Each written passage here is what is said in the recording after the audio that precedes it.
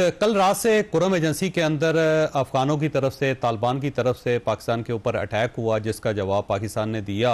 और उसके बाद स्पेन बोदलिक में भी हुआ और 4 मकामात पे पाकिस्तान के ऊपर अटैक हुआ। पाक फौज ने बड़ा ठीक ठाक जवाब दिया, 8 चौकियों पे कब्जा किया, 6 जो तालिबान के टैंक्स थे उनको तबाह किया। फिर कंधार के अंदर ड्रोन हमले हुए, काबुल के अंदर ड्रोन हमले हुए।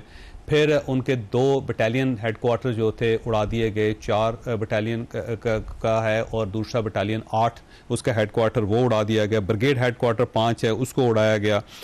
फिर इसके साथ साथ 3 किलोमीटर कहा जाता है कि अफवाज पाकिस्तान अंदर गई और वहाँ पे चेक पोस्टों के ऊपर बाकायदा झंडा लहराया गया।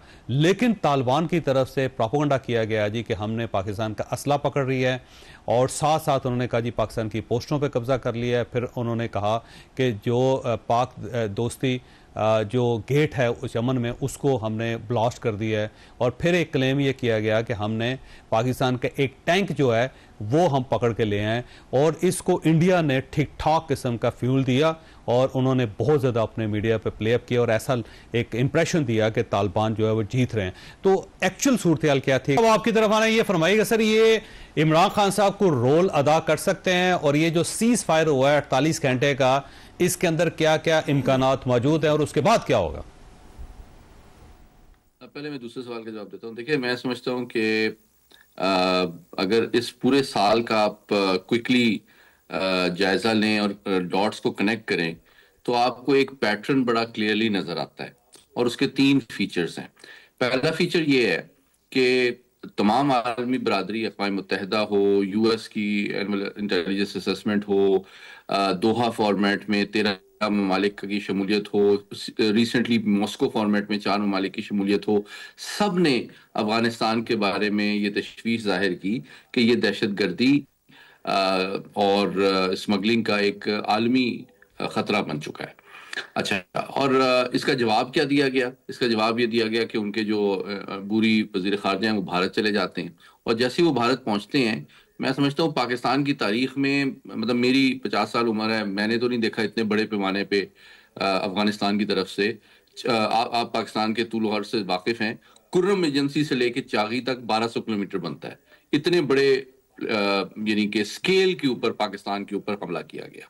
तो ये सिर्फ एक दहशतगर्द तंजीम का हमला नहीं है। मैं आपको एक स्ट्रेटेजिक अफेयर्स के एक्सपर्ट के हैसियत से बता रहा हूं, अगर इतने बड़े स्केल के ऊपर 1200 किलोमीटर के स्केल के ऊपर हमला होता है, चाहे वो एक छोटी तंजीम ही करे, आपकी 24-25 पोस्टों पे हमला होता है, तो ये बगैर हिकमत अमली के, तवील प्लानिंग के, रसद के, लॉजिस्टिक्स के, फ्यूल के, ट्रेनिंग के, एम्यूनिशन की सप्लाई के बगैर तो नहीं हो सकता। पहली बात तो ये एक दिन में तो नहीं हुआ कि अचानक उनको ख्याल आया कि चलो पाकिस्तान पे आज हमला करते हैं।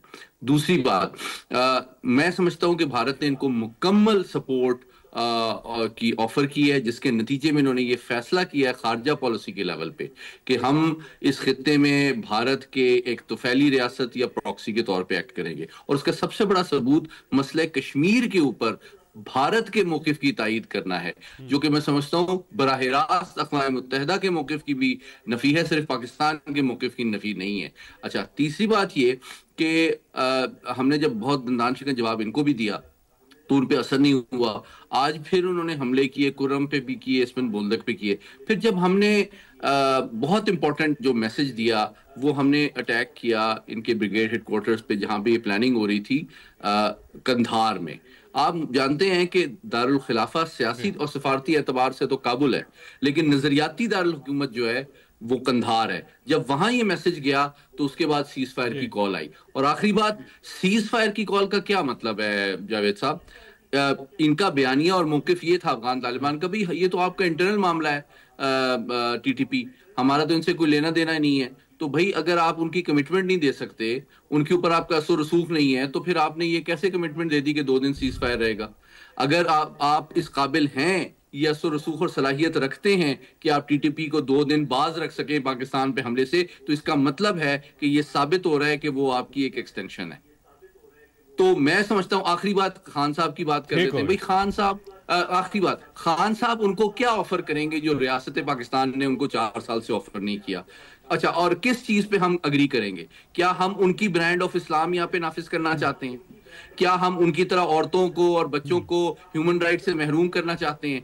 क्या हम हथियार उठा के दहशतगर्दी और अगवा बरे तावान की इजाजत पूरे पाकिस्तान में देना चाहते हैं? क्या हम जो जमशुदा अजला हैं उनको खत्म करना चाहते हैं? किस चीज पे इमरान खान साहब उनकी कौन सी डिमांड मानने के लिए तैयार है जो कि रियासत पाकिस्तान नहीं मान सकती, जिसके नतीजे में उनको ये तवक्को है कि वो अपनी आज़ादी भी हासिल कर ले और साथ ही साथ दोनों मुल्कों की दोस्ती भी करा ले, जो कि खुद अपनी खारजा पॉलिसी के तौर पे कह रही है कि मैं भारत की एक तोफैली रियासत बनने के लिए तैयार। फैज मोहम्मद अली साहब, ये फरमाइए कि 48 घंटे बाद क्या होगा सर? सर, उम्मीद ये है कि पाकिस्तान की तरफ से जो बड़ा स्ट्रॉन्ग मैसेज गया है उसका देर पा असर होगा और अफगान क़यादत जो है वो होश के नाखुन लेगी और एक जिम्मेदार रियासत के तौर पे अब वो अपना तर्ज अमल जो है उस पर नजरसानी करेगी। लेकिन अगर वो नहीं करेगी तो आई थिंक हमारी फ़ज़ाइया, हमारी बड़ी अफवाज मुकम्मल तैयार हैं और उनको मैसेज यही है कि टीटीपी के हवाले से जो उनका बयानिया है ये भी पिछले 48 घंटे में एक्सपोज हो गया जावेद साहब, क्योंकि उनका बयानिया और मौके भारत में भी उन्होंने ये जाके कहा कि ये तो पाकिस्तान का इंटरनल मामला है, हमारा तो इनसे कोई ताल्लुक नहीं है। तो फिर आज आपने गारंटी कैसे दे दी कि 48 घंटे सीज फायर रहेगा अगर आपका असर रसूख और कंट्रोल नहीं है टीटीपी के ऊपर? तो ऐन मुमकिन है, मुझे एहतमाल है, अल्लाह ना करे कि मेरा एहतमाल सही साबित हो, क्योंकि ये 48 घंटे के बाद फिर अगर टीटीपी इस तरह की कोई हरकत करती है तो मुमकिन है कि वो ये कहें कि जी ये तो टीटीपी कर रही है, हम तो नहीं कर रहे। तो बात यह है कि यूं लगता है कि भारत से इनको बड़ी भारी फंडिंग मिली है और 4 एतबार से मैं समझता हूं कि इन्होंने एक पॉलिसी डिसीजन लिया है। आपने बड़ी अच्छी बात की जावेद साहब, देखें 4 की डोमेन्स जो नेशनल सिक्योरिटी में होती हैं, फॉरेन पॉलिसी के ऊपर इन्होंने कश्मीर के इशू के ऊपर भारत को सपोर्ट किया, ये बहुत बड़ी बात है, दुनिया का कोई मुल्क नहीं करता ये। सेकेंडली, इन्होंने बयानिया जो बनाया वो भारतीय मीडिया ने कंप्लीटली इनको सपोर्ट किया है।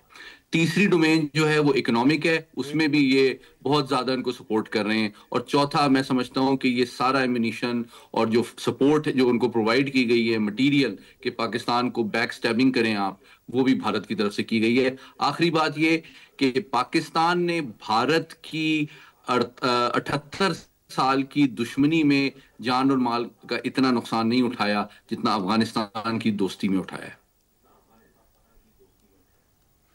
ठीक है, और 2 मिसाइल भी आपको पता होगा कि इस जंग के अंदर अफगानिस्तान की तरफ से या तालिबान रजीम की तरफ से इस्तेमाल हुए हैं और ये दोनों रशियन मिसाइल्स हैं। ये जब रशिया था वहां पे उस वक्त यहाँ पड़े हुए थे, इंडियंस ने आके उनको रीएक्टिव करके उनको दिया है और बाकायदा ट्रेनिंग दी है कि वो पाकिस्तान के ऊपर इस्तेमाल करे थे। 2 मिसाइल भी इस जंग के अंदर इस्तेमाल हुए हैं तालिबान की तरफ से, तो ये चीज़ें सारी साबित होती हैं कि इंडिया वहाँ पे बैठा हुआ है। अब मैंने शौकत यूसुफ साहब की तरफ जाना, लेकिन मैंने आपने कोई बात करना चाहिए? मैं बस, आप वैसे भी शौकत साहब की तरफ ही जा रहे हैं तो मैं कह रहा हूँ ज़रा इनसे मैं ये सवाल भी कर दूँ, इस पर तबसरा फरमा दें ज़रा मेरी और कौम की तसल्ली के लिए कि जो आपके वज़ीर आज़म थे इमरान खान साहब, उनके दौर में कश्मीर का लोग कहते हैं सौदा हो गया था और आपके लीडर ने उस पर फिर खामोशी इख्तियार कर ली थी कि हर जुमे को 2 मिनट की खामोशी। तो अगर यही पॉलिसी आपने खैबर पख्तूनख्वा के लिए अडॉप्ट करनी है वहाँ अफगानिस्तान के साथ जाके मुज़ाकरात में, तो आपकी इस पॉलिसी को हमारा और पाकिस्तानी को मुझे थोड़ी सी ब्रेक लेने दें। शौकत साहब आपके पास आऊंगा। एक सवाल तो अख्तियार साहब ने उठाया, दूसरा सवाल मेरी तरफ से भी है कि अगर आप ऑपरेशन नहीं चाहते तो 245 आप वापस ले लें, अफवाज पाकिस्तान जो है वो ज़ाहिर शहरों से निकल जाएगी और सिर्फ सरहद पे चली जाएगी, आपका मसला हल हो जाएगा। 245 के तहत आपने फौज को बुला भी रखा है और साथ साथ आप ये भी कह रहे हैं कि जी ऑपरेशन नहीं होना चाहिए। छोटी सी ब्रेक को दोबारा